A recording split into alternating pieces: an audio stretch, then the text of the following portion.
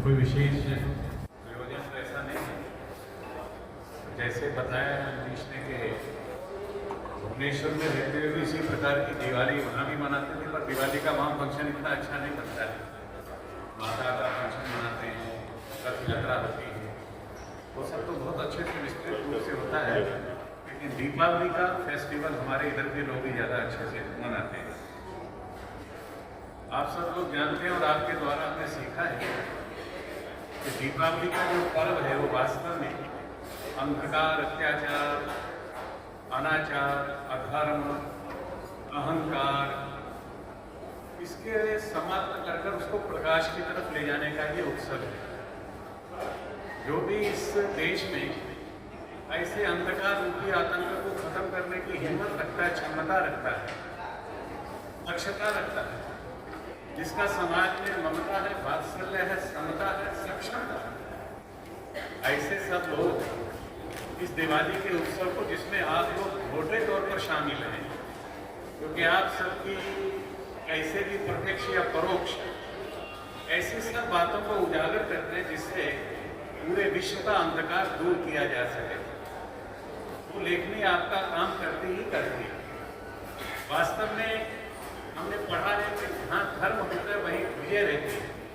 विजय ही धर्म है, धर्म ही विजय है, और धर्म को स्थापित करने के लिए धर्म का साथ भी किया जाए, वह भी धर्म माना जाता है। ऐसा भगवान कृष्ण ने गीता में कहा, उनको सिद्ध करके दिखाया। दक्षता का मतलब सीधा सीधा है, जैसे युधिष्ठिर ने एक ही शब्द में यक्ष को प्रश्न करते समय जवाब दिया था।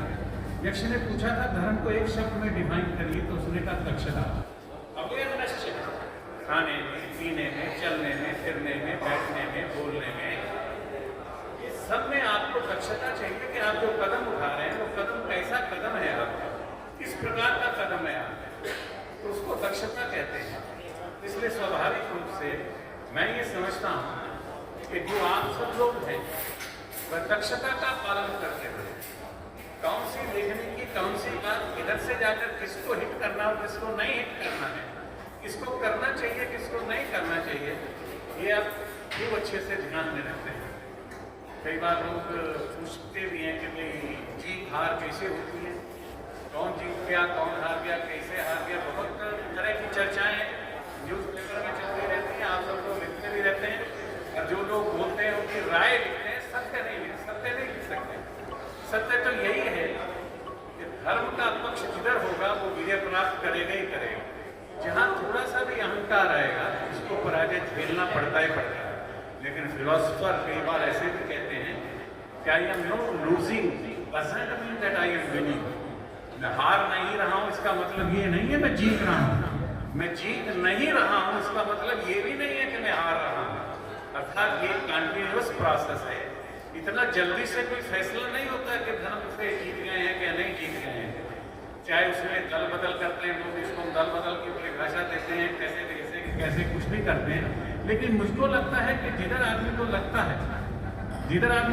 है कि इधर जाने से समाज के अंदर स्वार्थ और मोह समाप्त हो सकता है, प्रेम की बरसात हो सकती है, उधर लोग चलना प्रारंभ कर देते हैं, ऐसा मुझे लगता है। लेकिन ये भी सच है कि दूसरा पक्ष भी है। मैं जो कहूँगा वो बात सच नहीं है कि मेरी राय हो सकती है, लेकिन मेरी राय नहीं है, ये मैं स्क्रिप्चर्स की राय बता रहा हूँ। लेकिन हाँ, मेरी राय अगर पूछेंगे तो वो भिन्न हो सकती है, और सामान्यतः हम लोग भी शिकार हो जाते हैं कि लोगों की राय को लिखने में और बात करने में उसी में अपना समय गवा देते हैं, लेकिन सत्य को हम कई बार अपने सामने प्रकट नहीं होने देते हैं। आज हिंदुस्तान के अंदर जैसे हरियाणा के अंदर एक विषय चलता है कि सरकार कैसे बन गया, ये तो बहुत मुश्किल था, कोई चैनल नहीं निकला था, आम आदमी नहीं कह रहा था, जो लड़ने वाले थे उनको भी विश्वास नहीं था कि वो जीतने वाले हैं। ये सब कैसे हो गया? तो इसका होने का पीछे का कारण यही है कि धर्म का पाया जो होता है, हम जब बच्चे थे तो बोलते थे दया धर्म का मूल, ऐसा बोलते थे। अर्थात धर्म अगर कोई वट वृक्ष है तो उसकी जो जड़ है वो विनम्रता और करुणा।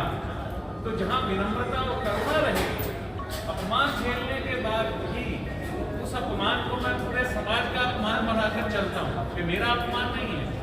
मेरे साथ अगर ऐसा हो सकता है जैसे 5 पांडवों की पत्नी के साथ ऐसा अगर हो सकता है, तो हम लड़की के साथ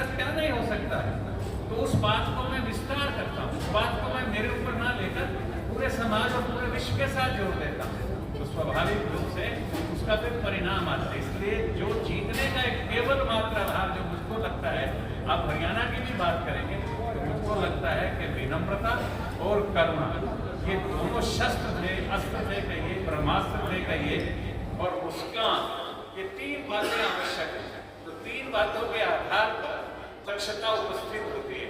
आज पर्ची खर्ची की बात चलती है, तो पर्ची खर्ची क्या है? ये करुणा है। समाज को अपने जैसा, अपने बराबर मानकर, अपना पुत्र, अपना अजीज, अपना भाई, अपनी बहन मानकर, माता का, अपनी माता का ही पुत्र मानकर इस प्रकार का जो व्यवहार किया हमने, उसको पर्ची खर्ची का नाम दे दीजिए, लेकिन मुझको लगता है वो वास्तव के अंदर मेरी आंखों में करुणा, हृदय में प्रेम और वाणी की मधुरता, ये जीवन है वास्तव। किसी को जीवन डिफाइन किया जाता है, मृत्यु तो डिफाइन ही नहीं। ये तीनों फैक्टर जो भी हैं ये जीवन है, और जो जीवन है वो जिया जाता है। तो चाहे सरकार हो, चाहे प्रोफेसर हो, चाहे पत्रकार हो, चाहे छायाकार हो, चाहे कोई भी हो जर्नलिस्ट हो, मुझे लगता है ये तीन बातें आपकी लेखनी से जहाँ आती हैं, वो लेखनी आपकी लेखनी ना बनकर ऐसा लगता है कोई चित्ररथ जो गंधर्व राज है, वो बैठकर हमारी जन्मपत्री लिखने की कोशिश कर रहा है। तो इसलिए जो आप लिखते हैं वास्तव के अंदर, मुझे लगता है कि वो जीवन जीने की जो कला आप बनाते हैं, उसी के हिसाब से ये सारा संसार चलता है, उसी के हिसाब से चलना चाहिए।